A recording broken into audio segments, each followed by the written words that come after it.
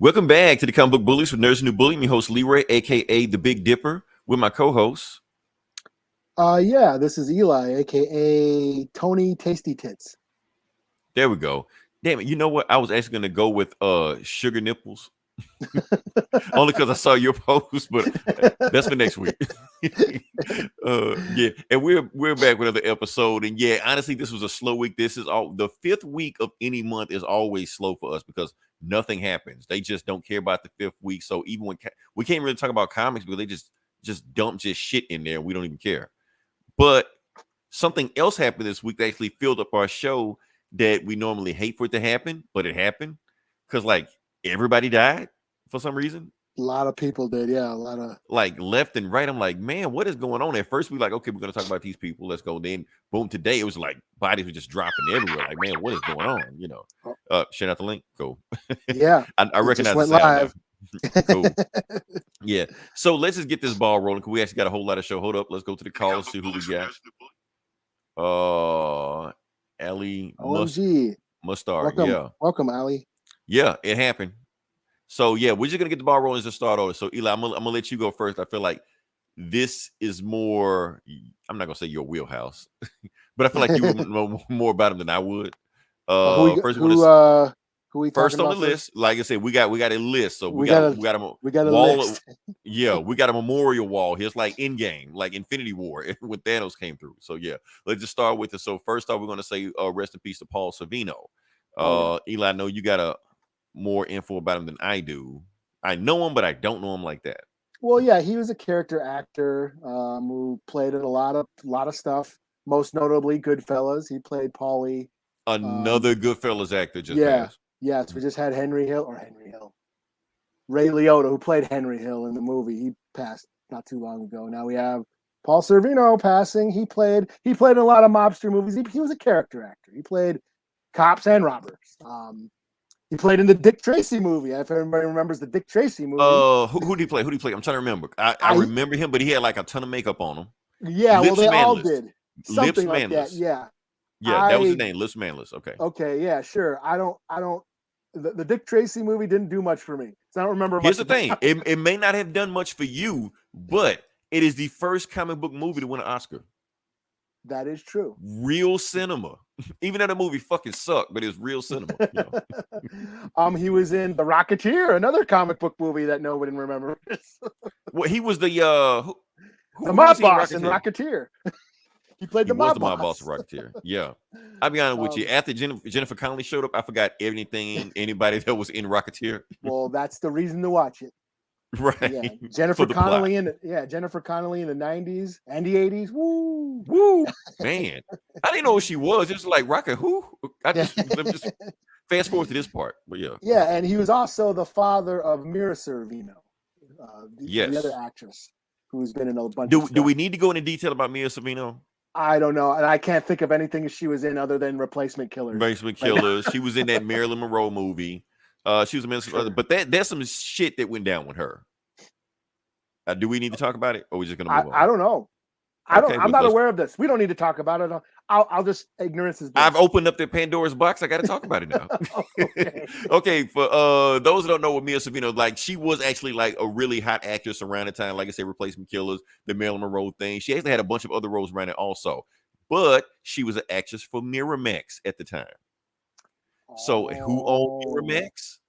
Okay. Harvey Weinstein. Yes. So basically what happened was, and this is all rumor, all conjecture, stuff like that. Basically, like, she was one of the actors that wouldn't get down. So he blacklisted her. And that's why you don't see her. Yeah. Because she hasn't been around really since the 90s. But it wasn't like she was in a bad movie, she disappeared. No, she just was gone. Like, boom, that's it. Well, she won an Oscar. I remember she won an Oscar, I think. For a Woody Allen movie, I believe. Yeah, that was saying it wasn't like she wasn't talented, but yeah, that's what happened. Like, that's how powerful Weinstein was at the time. You're like, if you don't put out, that's it, you're gone. You know, Mimic. That's what she was in. Mimic. She was in Mimic. Yeah. One of Guillermo del Toro's first movies about the giant bugs that eat people. Yeah, well, let's not talk more about Mira Sorvino than Paul Sorvino, but yeah. Oh yeah, but her dad passed away. He was in a ton of shit, ton of movies. that I can't even name right now. But yes, most notably Goodfellas, Rocketeer, Dick Tracy. You've seen him. You've seen him plenty of times. But yeah. Yes. So All right. yeah. So rest in peace. Good journey. Recipes. Hate to just plow through it, but we got, like I said, a memorial wall. Also want to say rest in peace to David Warner. This one I'm a little bit even less familiar with. You've seen him. This guy's been in like everything. He's another character actor that's been in every movie that we've all seen. A lot of horror flicks, a lot of sci-fi flicks. I'm sure he was in a Star Trek movie and episodes. He was in what let me pull him up now. I remember horror movie. He was in the original Omen movie. The original Omen. Yeah. Okay. He was in that. He was in the Tron movie. He was the main villain in Tron, the original Tron movie. He played the evil guy, the evil Satan character in Time Bandits. If you remember the movie Time Bandits. Was that the Jean-Claude Van Damme movie? No, that's Time Cop. Oh, I get confused. Yeah, no, Time Bandits, about the little people that travel through time, ripping stuff off from different times. And it's a great flick. I saw it as a kid, like multiple times as a kid. But he was in Time After Time. He played Jack the Ripper in Time After Time. He was in a Scream movie. He's in one of the Scream movies. In Star Trek. He is so many horror flicks. So many sci-fi. He was in a Planet of the Apes. The original, right? Not the Marky Mark one. Yeah. I don't know. I'm just going down the list. One of them. Okay. One of them. He played villains. Yeah, he's like in Star Trek, alien, like a Klingon. Looks like he played a Klingon on a Star Trek episode. Body Bags by John Carpenter. So he's another character actor that's been in a bunch of stuff that we've all seen. He passed away too this week. There's one thing I do remember him from. That's one reason I want to put him on the list, because the most notable role I know from him was Ra's al Ghul. That's right. He also did a lot of voice work. He played Ra's al Ghul on the animated series, Batman. And the thing about it, like I said, a lot of my Batman knowledge originally came from that show. So this is my first time ever seeing Ra's al Ghul on the show. So I realized when the moment he even showed up on the screen, voice and everything like that, like, this guy is not Conor McKing. He's not ventriloquist. This guy means business, Like I said, it's a great show. And especially when I went back and read the comic that the show was based on, the comic, and the show was almost 1-for-1. It's like follows it beat for beat. So I'm like, damn, pretty good. So anytime he came on the show, it was awesome. But Batman Animated Series had so many great voice actors. Is this? I don't remember. Bull from Night Court. He was Two-Face. Yeah. That dude's been in a bunch of like horror and sci-fi shit. Right. He's been in a bunch of movies and he's always being made up, like in monster makeup, because he was tall. Yeah. And shit. Well, and he's not bald either. That's the thing. Like, he's actually got hair. And they asked him when he originally auditioned for Night Court, they're like, you can get the role, but do you mind shaving your head? He's like, shave my head. Give me a job. I'll shave my ass. Whatever. I'm a doctor. Right. Oh, yeah. Let's keep going down the list. Wow. Okay. We're almost done, people. Let's talk about Mary Alice. Mary Alice just passed. I guess I got to take over for this, Eli. I guess got to meet my quota. I kind of know her, who she is. Okay. Yeah. So Mary Alice is also a character actor. Tony Award winning, won a bunch of roles. You know her. She pretty much played every black mom in the 80s and the 70s. You know her. One famous role she was known for was A Different World, where she played like the house person. Right. That's right. The dorm lady. Yeah. Yeah. She was one of them. So now, like I said, since this is a technically comic book podcast, sci-fi, fantasy, whatever it is, to make her relevant to this show, she also played the Oracle in the third Matrix. The third Matrix, not the other Matrix. Yeah. Because Gloria Foster played the Oracle in the first two movies, but she passed away after the second movie. So they recasted her as Mary Alice in the third movie.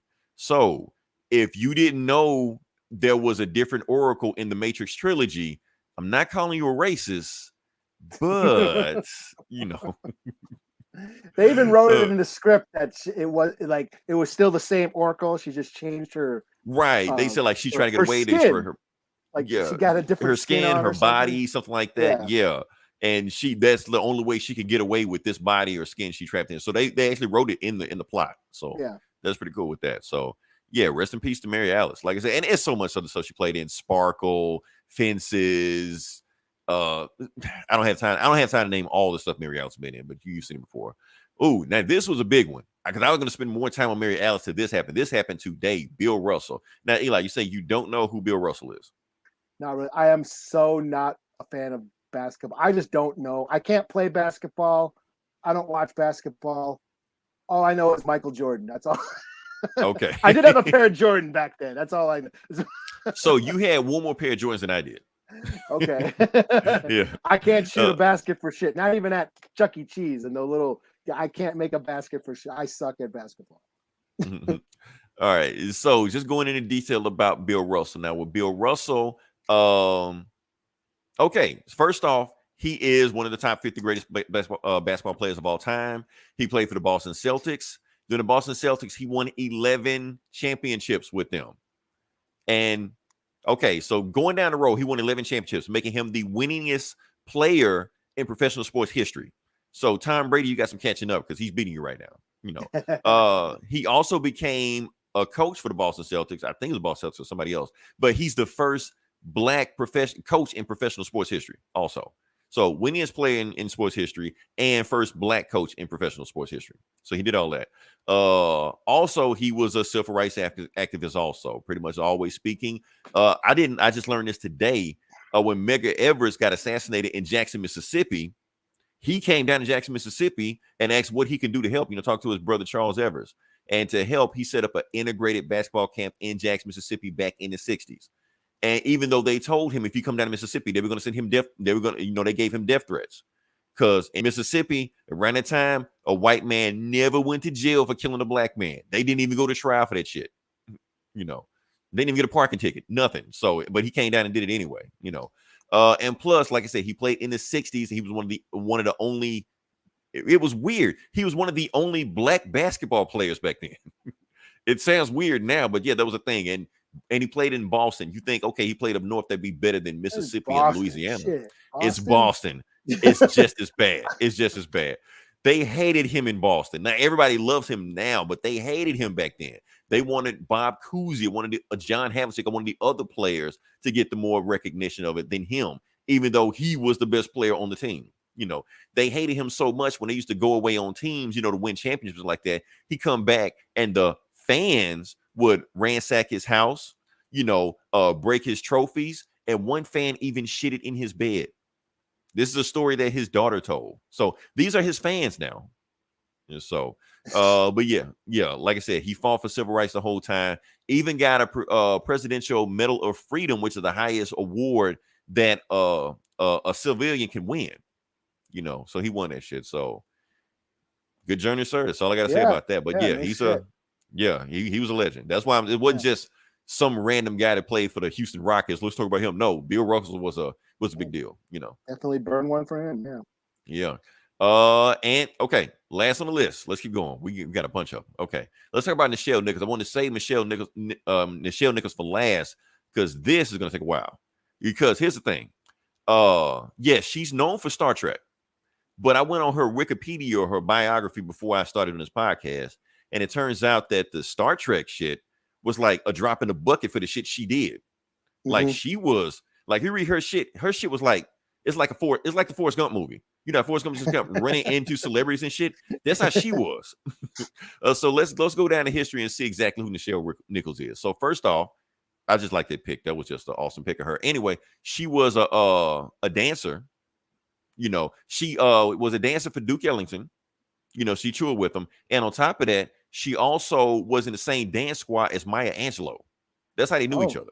Okay. Yeah. So she was that big. So and she was just a part-time actress. She's the actress. Gene Roddenberry saw her. She's like, hey, you're gorgeous. Be in my pilot show that I have going on, Star Trek. And she was like, cool. Okay, I'll be in your show. She didn't watch the show, but she kept getting all kind of like racist messages and letters and fans and all stuff like that. She was like, fuck this. I don't want to be with this show. I'm out. But the reason she didn't quit the show because she went to an NAACP meeting and met Martin Luther King, who was a huge Star Trek fan. Mm-hmm. So he talked her into staying with the show. He was like, don't quit the show. we need more representation like you on the show because you're a black woman on TV that's not a mammy or a slave or a prostitute. We need more women like you on TV. So she stayed on the show for Martin Luther King. Yeah. You know, as she puts it, he ordered her not to quit. Yeah. She's like, he's like, I'm a big fan. He's like, I love you on the show. I'm a big fan. And she's like, well, that's cool, but I'm quitting. I got it. I think it was like some Broadway show she was going to go Yeah, do. that's what she wanted. She wanted to be a Broadway dancer. Yeah, she was going to go dance. He's like, no, you can't quit. Do not quit. That's what he told her. And he told her, like, yes, we that's what non-black people need to see as a woman, a black woman on TV, equal with everybody else. Even though the white guy was still in charge, still. Right. But they still want to see that on the show, you know. And the thing was, another big thing happening on Star Trek in the last season. Most people don't know that the first like show of Star Trek only lasted 3 seasons. So one of the big things that happened in the last season was this kiss when she kissed Captain Kirk. For those who don't know, this is the first interracial kiss on network TV. Now, there's a lot of people thinking that that kiss got the show canceled. It didn't. The show was already canceled. They already knew this the axe was coming, so they were like, fuck it, it's the last season, we can do whatever we want. So that's why they threw that kiss in there, you know. And they even wanted to cut that kiss, but I think they took like 30 cuts or 30 takes, something like that. And Captain Kirk, William Shatner made a crazy face in every single cut. So the only cut that worked was the kiss scene. So that's why they threw it in there, even though that episode was banned in certain states in the South. And I guess they got a ton of fan mail from it. That was such a popular episode that people actually, the fans loved it. Yeah, just to see it. I mean, it's just weird. Like Captain Kirk on this show, if you watch that show, he was getting it down with everybody. Green, tentacle ladies, horn ladies, didn't matter. But a black lady, that's what people flipped out on, you know. Yeah. But wait, there's more. There's even more stuff she did. So after Star Trek ended, she actually got recruited by NASA. She got hired by NASA to recruit for astronauts. And she recruited a bunch of them, but one of the people she recruited was the first black woman in space. What's her name? Shit, Jay Jemison. I may be screwing up the name right now. I mess up the name, I'm gonna get in trouble. I know I am. See if you can Google it for me, Eli, before I get in trouble. Okay. I know it ain't Jenna Jameson. Mae Jemison. Mae Jemison is the name. I just remember off the top of my head. Mae Jemison is the name. So that's the first black woman in space. She was recruited by Nichelle Nichols by NASA to go to space, and then turns around. She showed up on the episode of Star Trek: The Next Generation. Well, she ran a program where she basically, it was like what do you call it? I can't remember. Like an advocate for minorities and women to join the space program, to be interested in science and space. And she promoted NASA for that and recruited all kinds of people of color and women to join NASA, become astronauts. Just so cool show. And like I said, Oh, she was also on an episode of Comic Book Men, the show that Kevin Smith did about his comic book store in New Jersey. Oh, nice. Okay. Yeah, where she showed up to the comic store looking for her Mego action figure because she never had one. Wow. Okay, right. So they didn't have. So there was they were trying to scrounge around all their collectors in town, trying to get her her figure, her Lieutenant Uhura Mego figure. And they did. They got it. So they finally got it. Yeah. So. And that, okay, so let's say you like Nichelle Nichols, but you don't want to care about this sci-fi shit. You want to watch something else that she was in. I got you there also. One of her greatest roles she ever played, nothing do with sci-fi. It was Truck Turner. Oh, that's where she showed up as a female pimp. And that role was awesome. She was awesome in that role. Because the thing was, it was so different from Lieutenant Uhura. She was basically like a pimp or a madam, if you want to call it. One of my favorite lines she had in that movie, like when two of her girls ran away, she's like, I better never see them bitches again. They better learn how to sell pussy in Iceland before I see them, you know, some shit like that. So, man, awesome roles. So like I said, Nichelle Nichols. Now we can keep going down the road with Nichelle Nichols, all the stuff she did, but I think we pretty much comprehensive got everything we need to at that. So yeah. Rest in peace to her. So what else we got? Yeah, what else we got here? Okay, Eli, you're up now. We're done with the Waller Memorial. We're done with that. Oh yeah. Hopefully nobody croaks before the end of this podcast. But but you watched a TV show. Now I didn't know this was even a thing. I didn't know this was even coming out. Oh yeah, I just watched the first episode. So on Amazon, Paper Girls premiered on Amazon this weekend. I just found out today that it was on. I knew the show was coming out. I just didn't know it was coming out this weekend. So I got a chance to watch the first episode. Now this is based on Brian K. Vaughan, another Brian K. Vaughan comic, which I didn't finish it either. I suck at Brian K. Vaughan books. I never finished it. But I was Runaways wasn't that bad. Runaways like 16 issues. At least the first I never even read Runaways. I recommend Runaways, but yeah. Saga, nope. Last Man, nope. Or yeah, what else did he? So many stuff that he's done. And Paper Girls, I was super into Paper Girls for a while though. I read that for a good year, and then just kind of fell off it. But the story is about these girls in the 80s.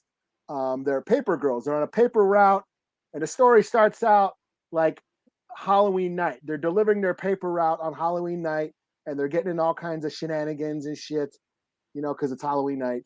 But then they stumble upon some weird intergalactic space war time travel stuff starts happening. Weird stuff starts happening. And of course, it's Brian K. Vaughan, so it's a super slow burn, and he reveals things very, very, very slowly. Now, is Paper Girl Image or? That was Image. I think it was Image. Yeah. Image, okay. Now, people are comparing this to Stranger Things. They're saying Paper Girls ripped off Stranger Things. However, Paper Girls predates Stranger Things by at least a year, I think. In fact, when I started watching Stranger Things, I'm like, oh, this is like Paper Girls. In fact, I was like telling people, hey, if you like that show Stranger Things, you should read this cool comic called Paper Girls. Same shit. But yeah, so I watched the first episode, and yeah, the first episode sticks pretty closely to the first couple of issues. They introduced the girls, they introduced the Halloween night Hell Day or whatever it's called, because of everybody's running around Halloween night and causing mischief and shit. And these they're all like 12, 13-year-old tweens. They're tween girls. They're trying to just deliver their papers while all these rowdy teens are still running around in Halloween costumes. And then they stumble upon this weird event starts happening where the power goes out, and then these weird alien people, they're just weird people that don't speak English, and they start shooting each other, and they think they're the Soviets. Of course, they bring that in these Russian agents because that was a thing back in the 80s. The commies, yeah. Yes. Yeah. So they're wondering who these people are, why are they fighting each other, why are they dressed up in these weird costumes and shit. And then they start traveling through time. They start meeting their older selves and stuff like that. As one would do. Yeah. They travel, they go through time warps. And that's what kind of the comic was, is them traveling through different times and just revealing this war, this time war that's been going on. And it was fun. Like I said, I was really into it for a while, and then I kind of fell off and never finished the book. But I might go back. I mean, it's only like 20 something issues, maybe. So it's like no reason. Okay, so it's not like Why the Last Man with like 60 issues or something. Yeah. It wasn't that. Okay. I'm sure I can, a couple hours I can bang out the rest of the issues and stuff. 20 issues is doable. Yeah, 24, 25, like maybe 30, maybe 28 issues top, something like that. So not too bad. 25 is the sweet spot. Yeah. Anything past 25, you got to really keep my attention after that. Because I feel like, okay, I've read enough. I'm done. I'm good. Yeah. You had a year. Right. That's season one. Okay. I got season one now, Yeah.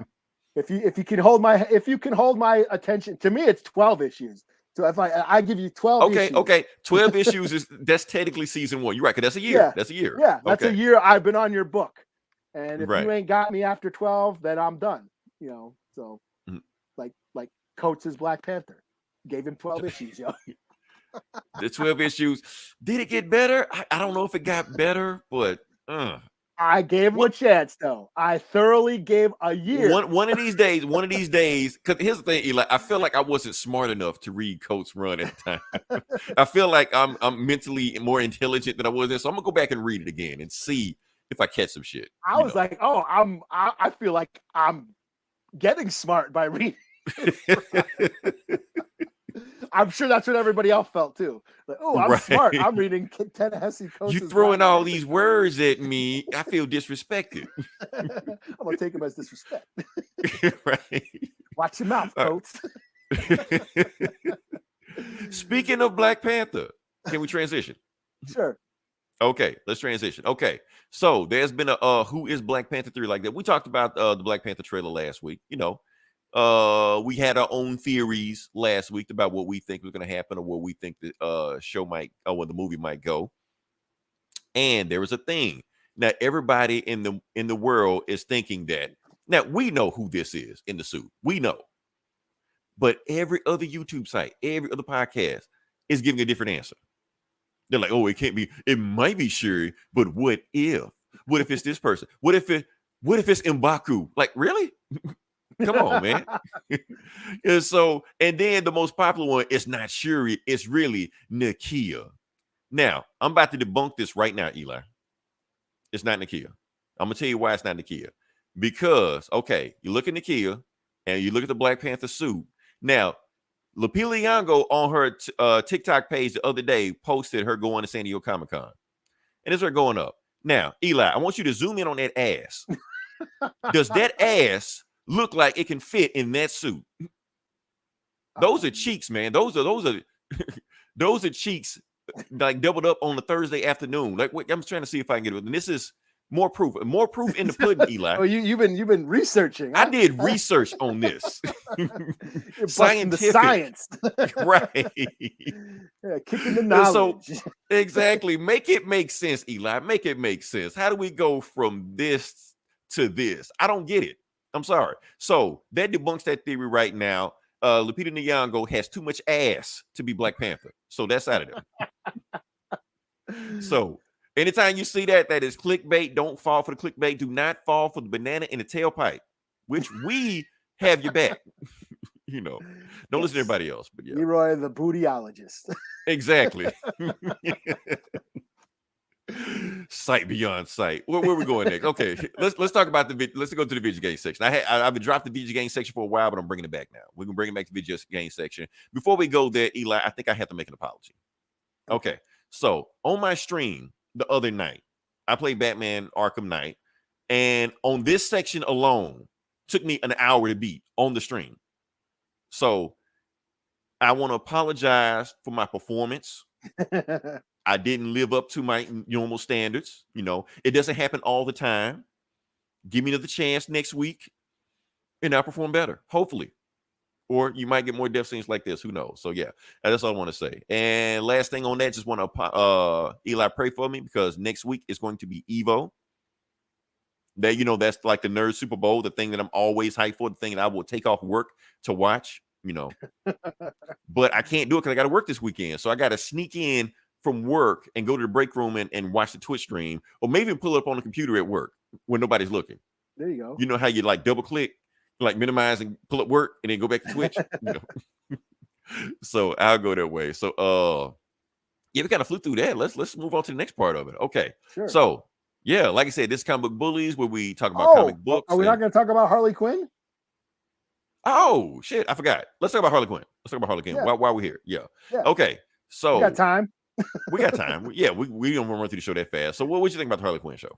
I loved it. Well, like I said, it was three episodes. Yeah, so. I loved it. I was laughing my ass off through most of it. Yeah, it came back, laughing my ass off. I saw the scene that was controversial with Batman and Catwoman, and I think it was weird, but when you know the backstory behind it, it was like, oh, okay, that makes sense. Well, also like he was also doing something with their feet too, so it is even weirder. Right, it was even weirder. Not what you expect. Like it wasn't what they wanted, but it was funny at the beginning of it when the show first came on when they had those two porn stars. Yeah, and then I was like, "Wait, what's going on here?" And then when Gordon met them and he knew who they were, Carly Kryptonite, adult film actress. Like, Gordon, really? And then that female cop was like, "Hey, can I get a selfie?" It's right. So all that was hilarious. Even when they went to the villain awards and they started naming out villains, and then they were like, "Oh, who's gonna win at this award? It's gonna be Kevin Spacey." I'm like, "Oh man, you're really gonna go there?" So it was a joke. Now, my only criticism right now is that I don't feel like the show has a direction right now. Like, what is the main narrative of the season? First season had it, second season had it. I think they're going into, like you said, they're probably going into the relationship. We have Poison Ivy. She's trying to do her terraforming Earth or whatever. Right. You know? And they touched upon it in the first episode. We're like, oh, here's this thing that Poison Ivy wanted to do, this project where she was going to like terraform Earth with all these prehistoric plants, basically take over the planet. Take over the planet with plants. And but she kind of ditched the project. And then Harley's like, no, you got to do this. And then you saw like how Harley is so chaotic and she got bored doing that, you know, and so there's that rift in their relationship where like Poison Ivy has this like really smart, right? She's focused, yeah. And then Harley, but at the same time, she's not really a people person either. That's what we know when she made that plan and didn't really know how to communicate the plan, you know. Yeah, and Harley's a total extrovert, total chaos, and loves being a center of attention, loves attracting attention, and so we're starting to see that dynamic in the relationship, and they're going to have to make it work somehow. And in the second episode, we're like, okay, no, I really want. She's like, no, we're not going to have. I can't do this. We're too different. But then she's like, no, let's make this work. So they try to make it work by recruiting the crew. Right. And it looked like Bane's on the team now, which Bane was a breakout in the other episodes. The pasta maker. And then you saw that was the Nightwing episode where Nightwing. Nightwing and Batman. Why are you talking like that, Dick? Oh man! And then Damien's like, "Oh, to the Batmobile, shotgun." And then Damien's he'd already flipped them off. I'm already here, bitch. So we recommend. I don't know if people have seen the Harley Quinn show. We love it. Season 3, it just started off with a bang. Now that I think about it, remember those Harley Quinn comics we read that Eat, Bang, Kill tour? Yeah, I feel like they're canon. I need to go back and read those. Yeah, because this shit happened in between that. You know, I may need to catch up and see what happened. So, and the third episode was actually really well written as far as like thematically, because they were going to the villain awards or whatever, and they're going for best couple. But then they met Kite Man, who is Poison Ivy's ex. Right, and Joker made them sit next to each other. Yeah, yeah, and then Poison Ivy meets Kite Man's girlfriend out. Yeah, outside. Golden Glider. She was on the CW.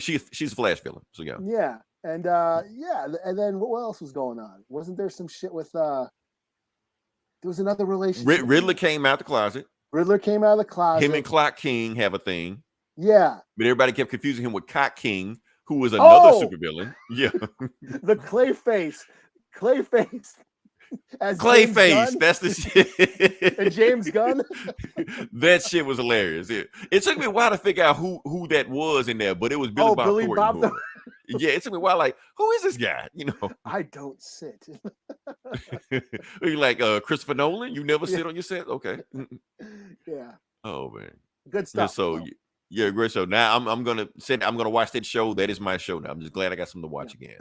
Also on HBO Max, I'm going to ahead and say this now. They have a Milestone documentary on there. Milestone Comics.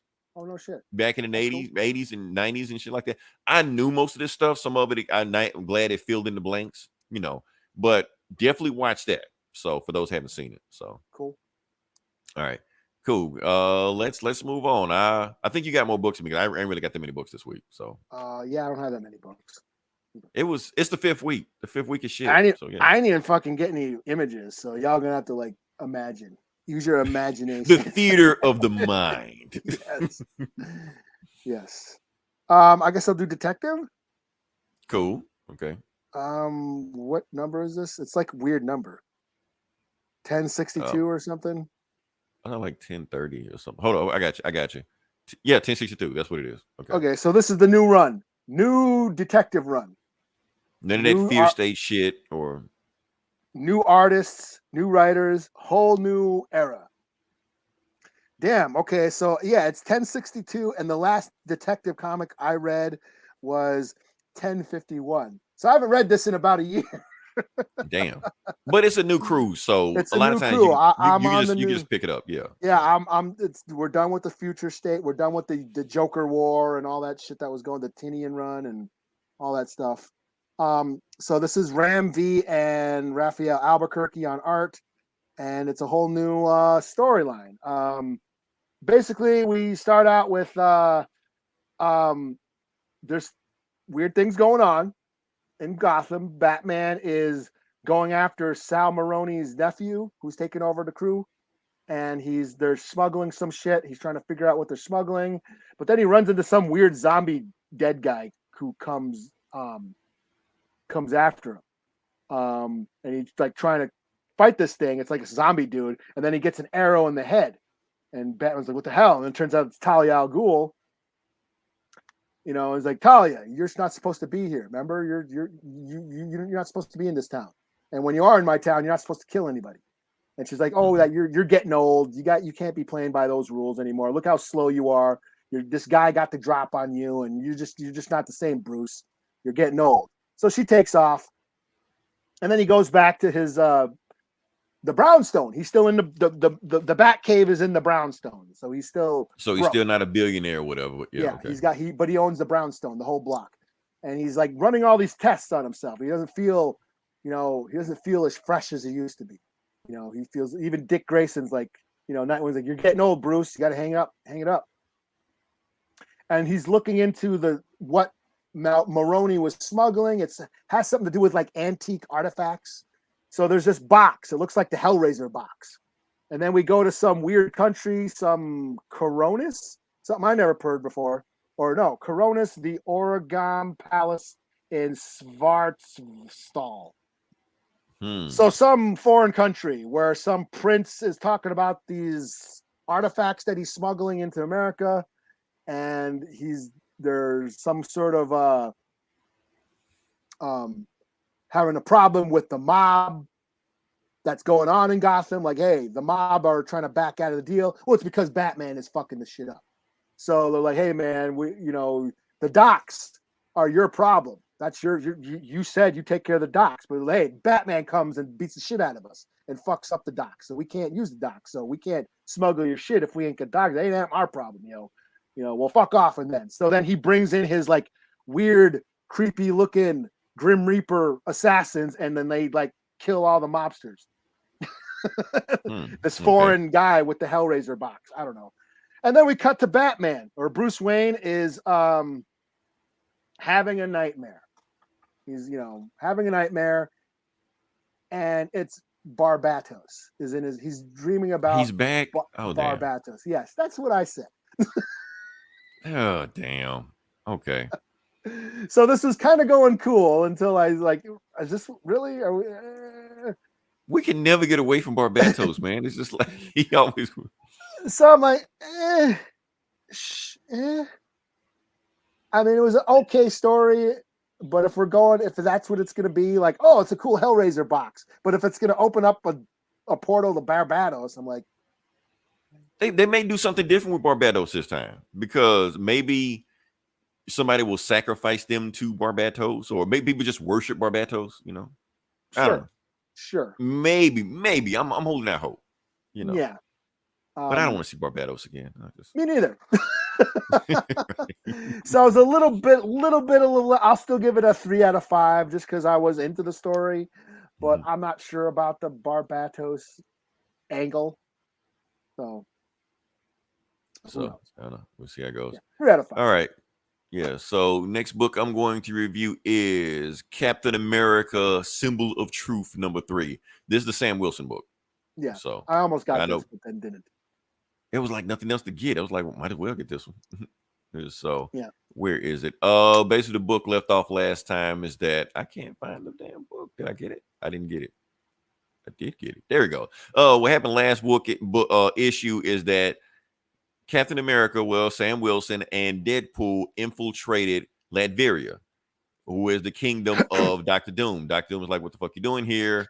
I caught you. You got to stand trial in front of me, and because you can't be in my country without me letting you know." So that's where we pick up. So let me see where we left off. So it's basically the book makes it seem like Deadpool and Captain America be fighting their way out of Latveria, but that's not what happens. I'll tell you what happens pretty quick. And basically standing trial, and Dr. Doom is basically holding court. He basically tell me what the hell is going on. And Sam Wilson just tells him straight up. He was like, look, somebody's smuggling vibranium out of your country. And Doom was like, well, if you're doing that, why didn't you just tell me ahead of time and we could have helped you find those guys instead of you sneaking into my country? And plus, I would have told you that those guys not sneaking in my country, they're carrying food and humanitarian supplies to my people, since your people cut off supplies from the United States, cut off supplies from Latveria. So thank you, Joe Biden. You know, and so he was just like, look, I'm gonna let you go, Captain America, but I'm gonna let you go because I want you to tell your government that if I ever see another American agent on my soil again without my permission, they're gonna have to answer to me. You know, it's gonna be let's go Biden, this motherfucker. You know, but he says, Deadpool, you stay back. So we don't know what he said to Deadpool, but anyway, that's what's going on with that. Okay, so this, I didn't know what this Wakanda Forever thing was, but now I know what the Wakanda Forever thing is. So apparently the storyline in this Captain America storyline is that black people are trying to migrate to Wakanda. That's what the Wakanda Forever thing is. I'm like, oh shit. Why did we do that before? You know, go back where you came from. Okay, let's go. Hell yeah. So basically they said, okay, so the Deadpool, he was like, Latveria was a dead end, but I got information from Deadpool that they're sneaking in vibranium, and we know they're sneaking from Wakanda. So we need to set up a mission to Wakanda. He was like, and Sam is like, no, we're not gonna do the same shit we just did with Dr. Doom. I'm cool with Wakanda. Let's just call them and let them know what's going on. You're like, well, we can't do that because Wakanda leadership is kind of fluid right now, which if you read the Black Panther comic, all hell's breaking loose over there. So it's all tied together. Storyline with the new Falcon. I don't care. Let's cut to I do not care about the storyline. Like, all right. So we come back to Sam and he's in Sing Sing. And he's like, I hadn't been here in like 10, 15 years. I'm like, oh shit, are you bringing back Snap Wilson? You know, they referring to when Sam was a pimp. Like, no, it's back when he was a social worker. So he just knows this guy named Cam. How we know him? We don't know how he knows him. He just knows him. He gives us some information about what's going on in the yard. He like this Wakanda Forever movement. Somebody came through and shut shit down. So whoever is on the outside starting the Wakanda Forever movement is doing the same thing in here in prison. It's all connected. I don't know how it's connected, but it's connected. You need to find a connection between it. You know, more Falcon shit. Nope. Where were we? Okay, here we go. So Sam talks to, you know, the Prime Minister of Wakanda, Lady Fasade, I can't remember her name, Shuri, and her assistant, whatever like that. He like, look, somebody is smuggling smuggling vibranium out of your country. So we want to come over there and investigate and help you out. And she's like, no, Americans are not coming over to Wakanda to investigate vibranium. If there's a vibranium problem, we will solve their problem. So that's it, you know. And she hangs up on him. And that's when the senator is like, told you. That's why we should just went through them to begin with, you know. And that's when Sam kind of whispers to herself, man, I missed T'Challa. You know, it would have been a whole lot easier if I could just talk to him instead of just talking to them, you know. What else with the storyline? So we go to Sam, and he's like, okay, so it's the only way for me to get into Wakanda. I'm gonna sign up for the Wakanda Forever movie and migrate with everybody else to Wakanda. So that's how he's gonna get in. And that's when we see the White Wolf. He's just like, all according to plan. And excellent. Yeah, and that's the storyline. More Falcon shit, don't care. He gets shot by crossbones and captured. And yeah, that's the thing. Oh, and his sister, cousin, whatever like that, she's sneaking in vibranium. So, I didn't catch this at first. They're trafficking vibranium through those prisoners. Okay. That's what they're doing. I'm just not catching that. Okay. So yeah, the story. So yeah, the sandwich story is not bad. It's interesting. It's catchy. You know, the thing is, when you have a Sam Wilson story and a Steve Rogers story at the same time, you got to make them different. You got to have it. Can I see Steve Rogers in this story? I can't see Steve Rogers wanting to go to Wakanda. You know, I can't see that. So this does feel like a Sam Wilson story. So I can deal with that. So overall, 3.5 out of 5. I'm glad Deadpool is out of there because Deadpool got on my fucking nerves. Whoever writing this story can't write comedy. So I'm glad he quit telling those dad jokes with Deadpool. So yeah. All right. So yeah, what you got? I'll do Obi-Wan number 3. Cool. Oh, I was Okay. about to share an image that I didn't have, so sorry. So this is just the Obi-Wan comic book, and it's just sort of him reminiscing about different times of his life. He's like writing a journal. There's like a Okay. sandstorm A going through. memoir. Yes, there's a sandstorm going over Tatooine, and he's like in his hut, just reminiscing about his life. And this issue, he reminisces about a time in the Clone Wars. So we go back to the Clone Wars. And he's remembering a battle where a bunch of soldiers, a bunch of clones a bunch of lives were lost, and how he struggles with with being a Jedi, but also being at war. I remember Mace Windu said, "We're peacekeepers, not soldiers." The Jedi were never meant to be soldiers. But here they were becoming generals and leading armies into battle, sort of blurring the code of the Jedi way. So that's sort of what he ponders, and we see a lot of this in Clone Wars too. Like they ponder these same ideas, the Jedi ideology, what have you. So there's a lot of that going on in like this. When are they issue. being hypocritical? Yeah. Yeah. Where it's like to preserve all life. They were meant to protect.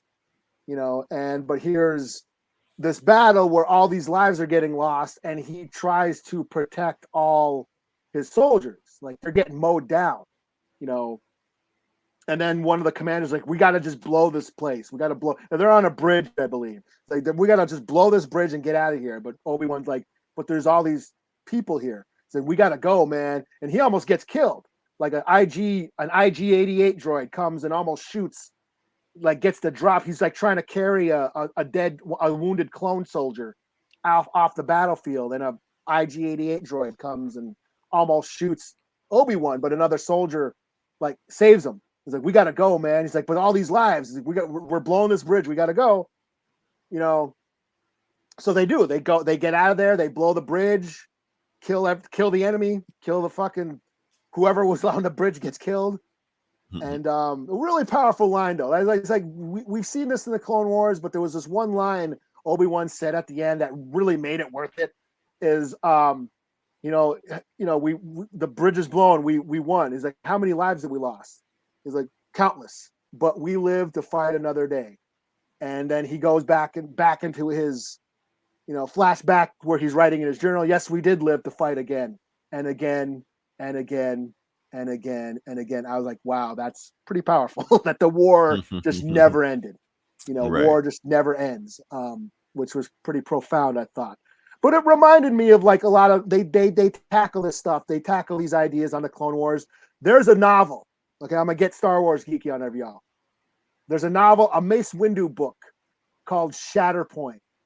It's awesome. It's basically Apocalypse Now in Jedi in Star Wars universe.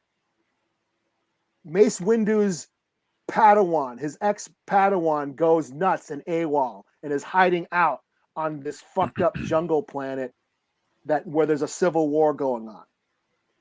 And he goes to this planet to try to track him down. So it's like Hearts of Darkness or Apocalypse Now. He's looking for his, this ex-Jedi that went nuts and is living in the jungle amongst the soldiers fighting this war. And he's throughout the book, Mace Windu is always pondering, what it means to be a Jedi. Here he is, a Jedi in this war, trying to maintain the light side without giving into the dark ways, and he keeps thinking about the Battle of Geonosis. So I'm bringing back Attack of the Clones, everyone's favorite Star Wars movie. It's grown on me. I can deal with it, but I remember that scene. So yeah. Episode 2, it has its moments. It has Jango Fett, man. Right. But the Battle of Geonosis at the end, where we first learn about the droid army, the droid factory, and that the banking clan and all the players were all secretly, building this army. They were all there. And then but that's where Obi-Wan, Padme, and Anakin were being, held prisoner. and then the Jedi show up with the Clone Army, and then that's the battle that set off the Clone Wars.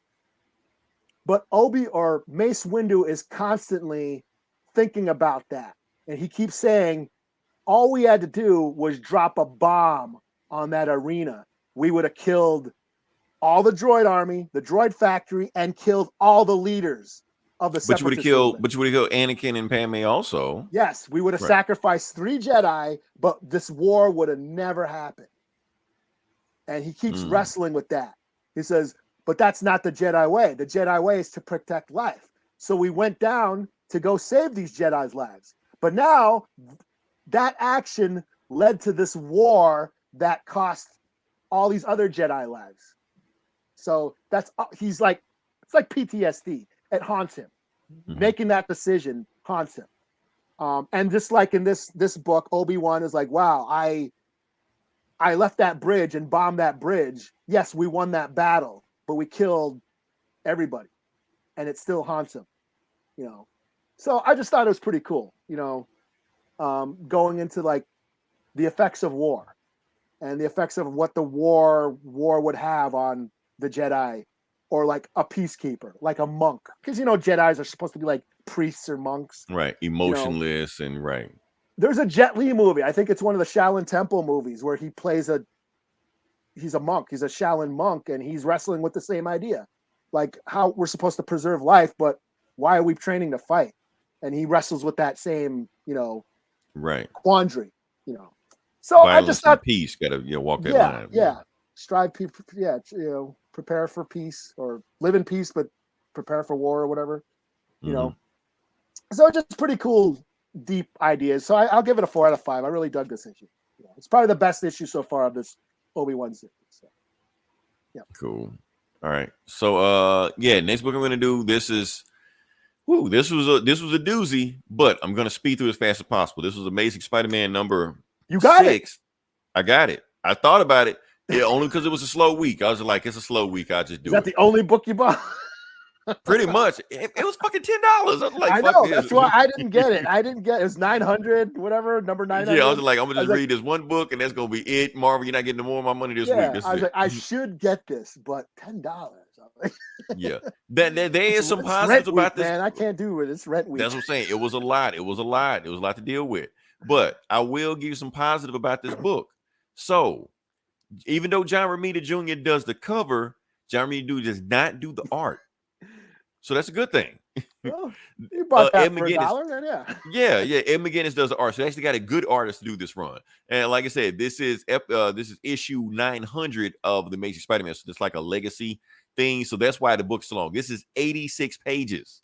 Ooh. Don't worry. I'm gonna speed through this shit as fast as possible. But yeah, it's thick, nice, girthy. But Spider-Man. So yeah, what you expect? I'm past that. Don't care. What do we got? Okay, so the book starts off with we don't care about that. All you need to know is that it's Peter Parker's birthday. And everybody's mad at him because he came early, because they expect him to come late. So since he came on time, he showed up too early for them to prepare for the party. So everybody's mad at him right now. It's like, get out the party. But anyway, he shows up and everybody's at the party. Robert Robinson, Flash Thompson, who's back alive now, even though he died in issue 800. But whatever. And everybody like, hi, Peter. Everybody's mad at him because he showed up early. They didn't have time to prepare for the party. So he's talking to people, talking to Liz. Ain't here yet. Right. He's talking to Flash. This was funny. He's talking to Flash. Flash like, hey, Peter, I ain't seen you in a long time. I thought you was a loser because you still work for the Daily Bugle. But then I found out you don't even have a job. You're like, thanks, Flash. Mockingbird's there. May's there. And let us know for all the assholes that who hate woke shit. All you gotta do is read this comic, and Flash is still white. Flash is still white, exactly. so is Spider-Man. So is Spider-Man, right? in this comic. Right. And then you got Felicia. She's getting jealous. Like, who are you talking to over there? She mad. You mad because you were talking to Mockingbird. He was like, hold on, why are you talking to Mockingbird? And that's when his spider sense goes off.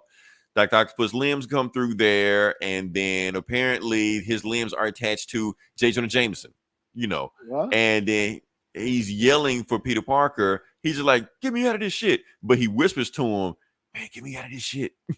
Because he somehow he knows. I didn't read the issue when he found it, but I guess he knows now. He was like, get Spider-Man, get me the hell out of here. And that's when Black Cat shows up, kick the shit out of Jameson. Mockingbird shows up, and Black Cat is just like, hold up, back the fuck up. I protect Peter Parker, not you. She's like, oh, my bad. So they kind of like fighting. They throw Jameson out of the building, but the limbs catch him, and then all through the building, stuff like that. Anyway, Spider-Man comes down and protects everybody else and tries to get Jameson out of the octopus limbs. But before he can, the octopus limbs detach from Jameson and attach on him automatically. He's trying to run away, boom, it catches him. But while it's doing that, it's drilling something in the wall, in the brick wall behind him. He turns around and it says, help. So obviously he knows it's from. It's got to be from Dr. Octopus if it's Dr. Octopus limbs, And Jameson's like, don't worry, you go do your Spider-Man shit, I'll cover for you. So he goes back to the room and he's like, the party is canceled. Peter had to do something. Plus, today's not even his birthday. And you're like, yes, it is. Like, how the hell you know? And turns around, oh, hey, Aunt May. So of course Aunt May knows, He's like, anyway, everybody get the hell out the house, And so Spider-Man, I'm gonna just speed through this shit. Anyway, the Dr. Octopus detaches that shit for Spider-Man to follow him and go get him. So he goes get him. And when he gets there, it's an old villain he met back in the 80s called the Living Brain. I didn't read that book. Stan Lee wrote it. Steve Ditko with some old shit. But anyway, the Living Brain made this new villain called the Sinister Adaptoid. So like the Super Adaptoid, but he mimicked the Sinister Six. So it's the Sinister Adaptoid. So he has all the Sinister Six powers. And he's just kicking the shit out of Spider-Man the whole time. Kicks him out kind of like Taskmaster. Kind of like Taskmaster, but he only does the Sinister Six. Okay. So anyway, kick the shit out of Spider-Man. Go past that. People get kidnapped. Don't care. Living Brain. And he goes to the backstory about how he's a living brain and how he wants to. Basically, he's doing all this to kidnapping his villains and his friends to find out who is Spider-Man. So right before he attacks, his loved ones, which he's all kidnapped, Spider-Man standing back up. You want to find out? Why don't you ask me? And then they fight again. And the Sinister Adaptoid beats the shit out of him again. But before he can really kick the shit out of him, the Dr. Octopus arms connect to his head, and give Spider-Man just enough time to get out of there. So he runs away and runs to another room. In the room he runs into, he finds Dr. Octopus tied up. He's like, what the fuck? So he realized, okay, look, Dr. Octopus, this guy here got all y'all powers. We need to team up. He was like, well, I'm not the guy you need to ask. You need to ask these guys. And he turns around and it's the rest of the Sinister Six. All of them been kidnapped by the Living Brain, Sinister Adaptoid, all stuff like that. So Spider-Man has to make a decision. Okay, I can let these guys loose and we can fight this guy. But if I let them loose, they're going to attack me as soon as we beat the guy, even if we do beat this guy. And Dr. Octopus basically telling him, look, Spider-Man, we ain't got time for this shit. That guy's going to come in this room right now. He kicked the shit out of us, and we can kick the shit out of you. So obviously you can't fight him on your own. So what's your options? You're like, well, damn. Okay. So that's when the Sinister Adaptoid breaks the wall. I'm tired of playing with you. I'm coming for you. And when he gets in the room, that's when you got the Sinister Six teaming up with Spider-Man. So this is the money shot. He was like, Sinister Six, you about to meet my friends. He's like, we're not friends. We're like, oh well. So they all fight, big splash page, all of them fighting the Sinister Adaptoid, and of course they win. Exactly what you expect. But yeah, after they beat the shit out of him, cool, man. The art looks dope. That's what I'm saying. Yeah, it's Ed McGuinness. He's a classic artist. He did Fantastic Four, classic artist. Basically, the reason they beat him is because since he has all the mind of the Sinister Six and the Sinister Six hate each other, he just short circuits himself out because he can't control which mind takes over which. So that's when they find the Living Brain, the brain that's controlling the Sinister Adaptoid, and the Sinister Six are like, oh, cool, let's kill it. And Spider-Man like, whoa, you can't kill it. Like, why not? They're like, because if you kill the reason this monster's after me to begin with, because I didn't treat it right back in Spider-Man number 8 back in the 60s. So if we don't do the right thing now, this monster might send another Sinister Adaptoid even worse than him. So why don't y'all listen to me just this one time and we will deal with our shit later on? Cool. And then Sister's like, all right, can we kill him too? They're like, yes, let's kill him now. And then kill the brain too. So while they rush him, so they rush the shit out of Spider-Man and kick the shit out of him also. So because he can't beat the Sinister Six. And he even makes fun of Mysterio, like, Mysterio, stop with the damn gas. Just shoot more gas at him. They beat him, they kicked over, and then they basically fighting over who's going to kill him, because that's what the Sinister Six always do. They argue over who's going to be the one to kill him. And Craven is just like, you know what? I don't want his life. I want his soul.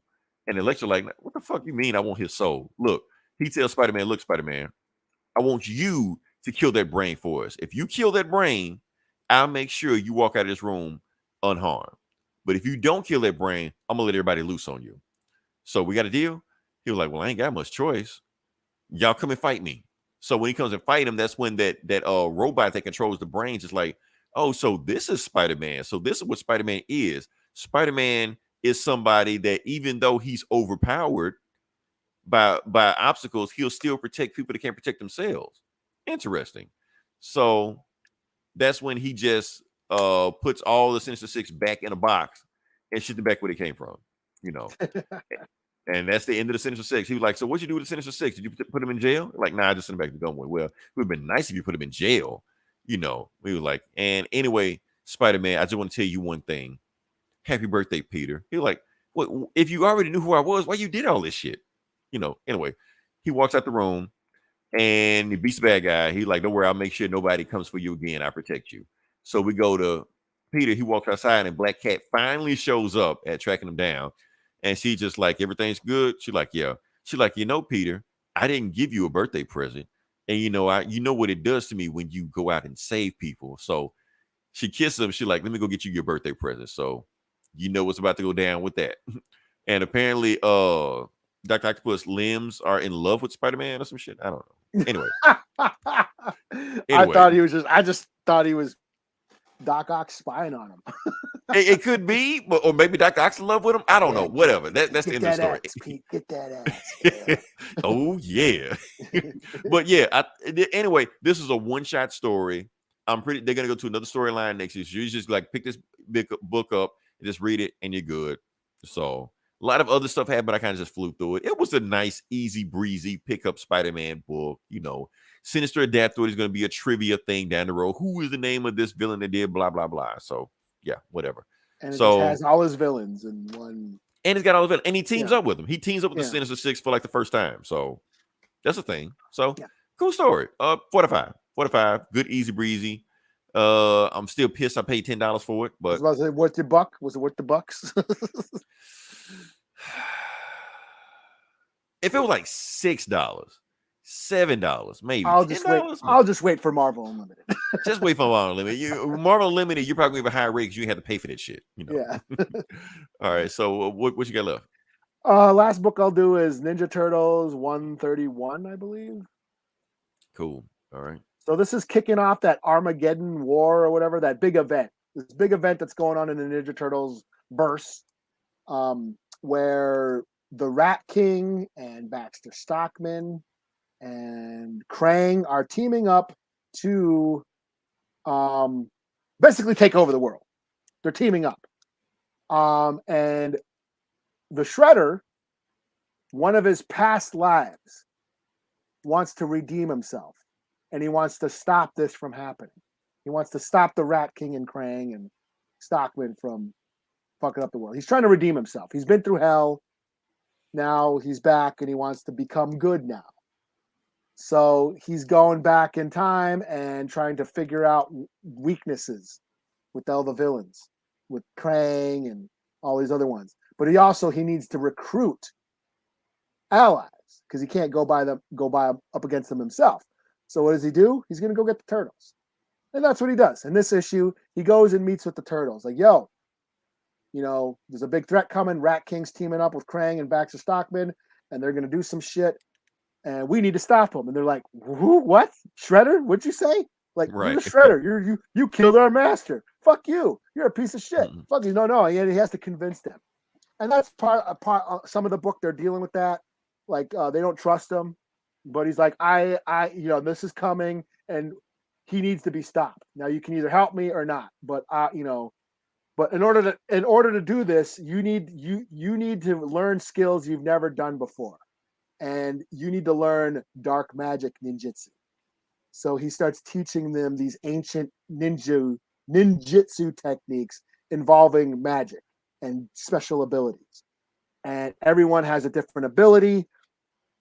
but in using that magic, it also you're causing an unbalance in the universe, so you have to get rid of that energy as well, you know. So they all start having different nightmares and stuff. Each turtle has a nightmare about a different villain. Donatello's, having a nightmare about Bebop and Rocksteady, and Raphael has a nightmare about some weird monsters and stuff. They each of them have these different, nightmares. Leonardo is the only one who doesn't have one, and they're wondering why. But it turns out Shredder's goes to Leo. He's like, "Yo, you're holding back. You're holding back your abilities. You need to let them go." And he's like, "Well, I think what you want to do. I guess in some older storyline, there's a dark version of Leonardo, like the dark version, the evil version of Leonardo." And he says, "I'm afraid if I tap into that dark power, that it's going to bring back my dark side." Oh, this is Ryu from Street Fighter. Okay, you tap into the dark Hado because Akuma's gonna. Okay, yeah, all something, right. yeah.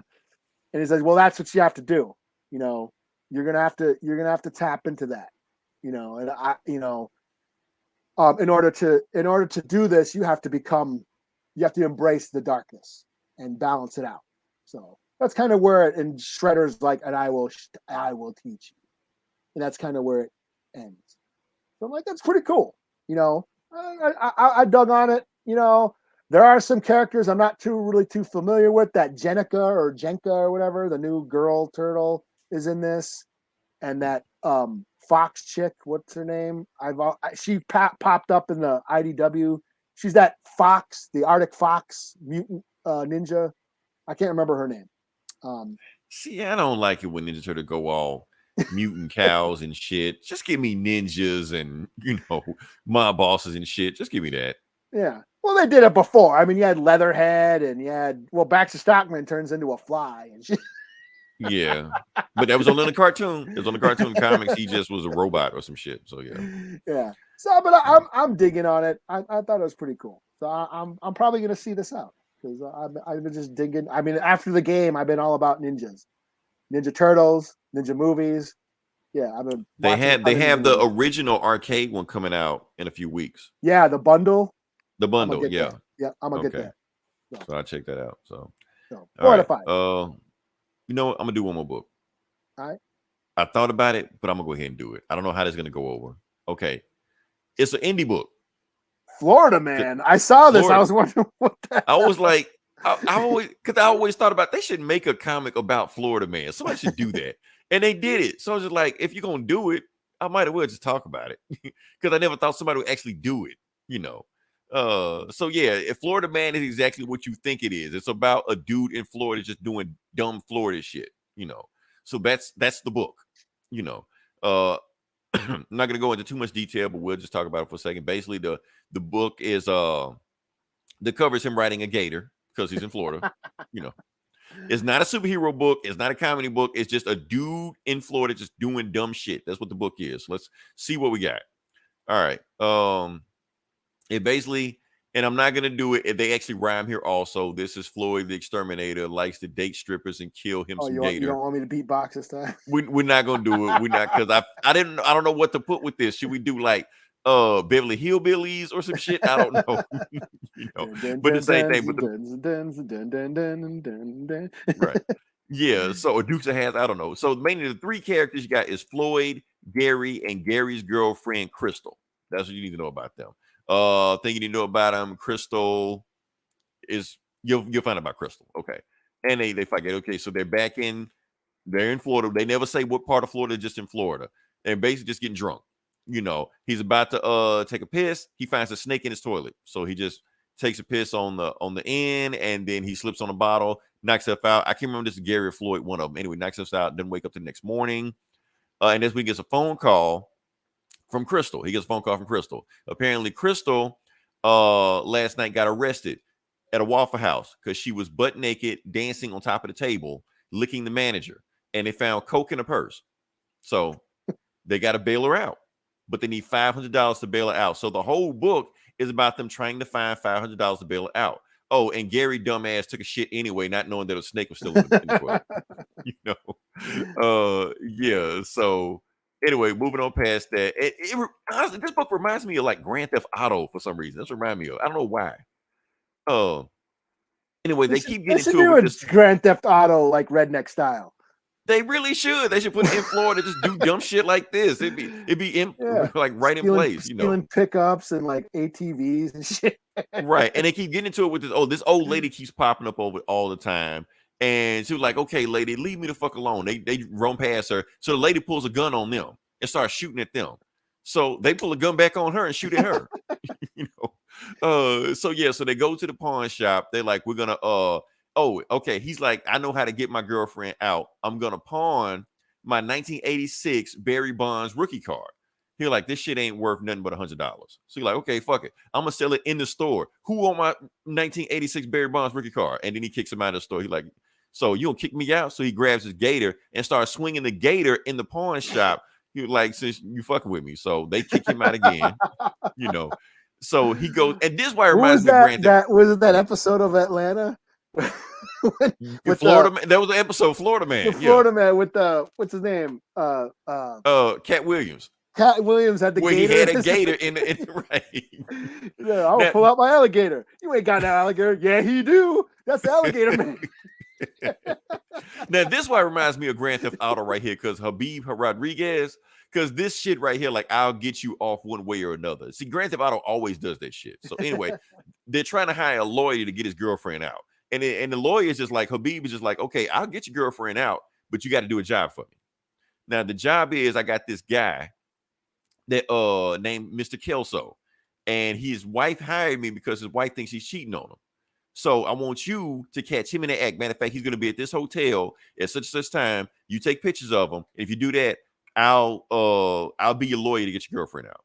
Like, okay, cool. So that's where they go. And some guy named Turd shows up. Turd's just there, so they go to the Blue Swallow Motel to wait for Kelso to show up.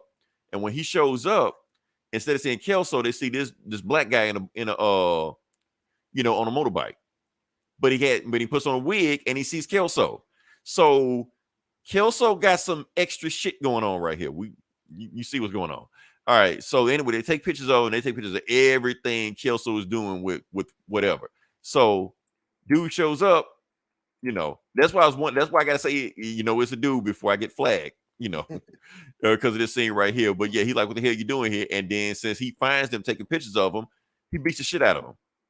Start choking him and shit like that. But that's when the police are coming, so they ought to get the hell out of there. So Turd runs off. He gets some good shots in on him. Anyway, to get out of here before the police come. So they go, and anyway, I'm gonna speed this up because basically they just sit there just talking and shit. Oh, and it turns out that the old lady was a judge. Oh. And that's the old lady. So yeah, she pulls a gun back on him like, you can't. That was shooting. Oh, that was shooting at. That was a judge shooting at him. Yeah. But in the restaurant they found Burt Reynolds' toupee, so they're gonna sell Burt Reynolds' toupee to get the money to bail the girlfriend out. So anyway, he hits the judge again and runs off because the judge caught him. He's like, I'm a judge, but they don't believe him anyway. So they go back to Habib to tell him what's going on. But when they get to Habib, apparently Habib gets arrested. Habib gets arrested because he was like doing underground cockfights or some shit, whatever. Anyway, the judge is back at the police station and they arrest Habib. They're like, wait a minute, she shot at me. Like, but she can carry. Florida's an open carry state. You don't have paper, so they arrested you. So he gets arrested, and that's the story. So yeah, that's Florida Man for you. Honestly, Eli, I thought the story was going to be wackier than this. That's what I was thinking, because it's Florida Man. I've seen way crazier stories that is Florida Man than this, but this was still wacky. But I want to go even further. But I guess they got to like set you up before they get crazier. So, Who put this out? Cool. What is this Image? That was saying. I enjoyed the story. I was like, because I feel like it's going to get crazier. It looks really good. Like, it looks. The art is good. The artist is Mike Barron. I think he's done Punisher before. Okay.